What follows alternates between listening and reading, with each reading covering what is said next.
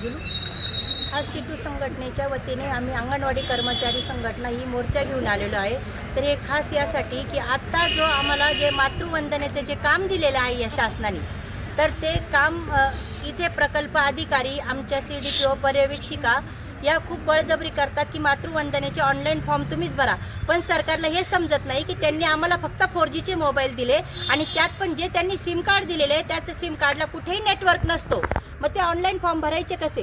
त्यासाठी सरकारने आम्हाला एकतर 5Gचा मोबाईल द्यावा किंवा त्यांचं जे कंटिन्यू सर्व्हर डाऊन असतं आणि ते चालत पण नाही, फॉर्म भरल्या जात नाही, तरी पर्यवेक्षिका वेळोवेळी बळजबरी करता 2 फॉर्म आज भरले गेलेच पाहिजे, नाही तर उद्या तुम्हाला नोटीस देऊ, ही सातत्याने प्रत्येकावर दबाव येत आहे।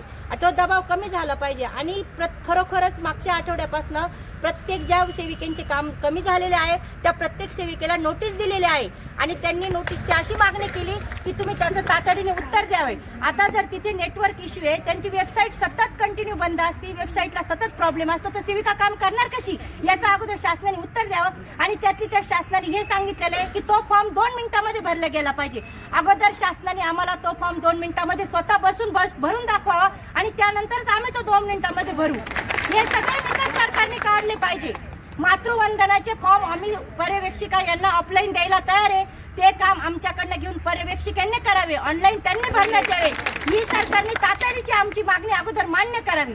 त्याचबरोबर पोषण ट्रॅकर, जे माझ्या मैत्रिणींनी सांगितलं, पोषण ट्रॅकरची जी बळजबरी 70%, 80%, 90% काम झालं तरच प्रोत्साहन भत्ता मिळेल। अहो, जर तुमचं जर सर्व्हरच डाऊन असतं तर 80% काम करणार कसे? आणि प्रत्येक ठिकाणी डोंगरावर जा, कुठेही जा, पण तुमचं काम कंप्लीट झालंच पाहिजे। रात्रीचे मेसेज येतात, अवेळी कधीही मेसेज चालू असतात। पोषण ट्रॅकर बद्दल सुद्धा प्रत्येक सेविकेला नोटीस निघालेली आहे।